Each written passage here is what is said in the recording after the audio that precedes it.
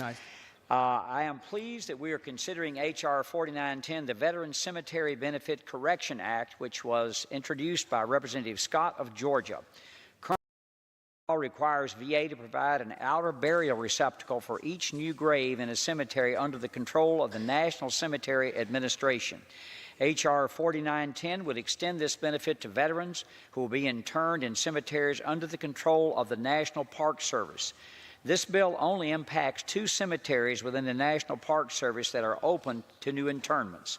One of these cemeteries, the Andrew Johnson National Cemetery, is in my home district in Tennessee and has a fascinating story.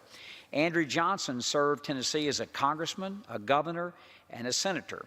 He was also Abraham Lincoln's vice president in 1865 and was sworn in as president after Lincoln's assassination. When he died in 1875, he was buried on the land that is now the Andrew Johnson National Cemetery. The land remained in his family until the War Department acquired it in 1906. Finally, a jurisdiction of the cemetery was transferred to the National Park Service in 1942.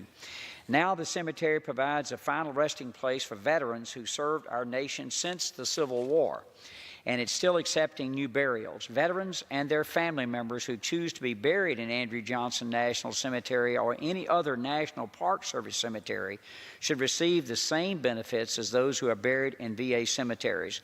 The manager's amendment incorporates some technical changes suggested by the National Park Service and is identical to Senate 2372, which was introduced by the Senate Veterans Affairs Committee Chairman Isaacson and passed by the Senate by unanimous consent on March 1st, 2018.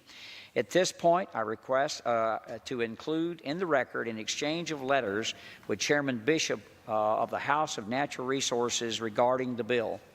Objection. Thank you, Mr. Speaker, and I thank Chairman Bishop for helping to expedite the consideration of the bill today. I urge my colleagues to support H.R. 49. I reserve the balance of my time. Gentleman for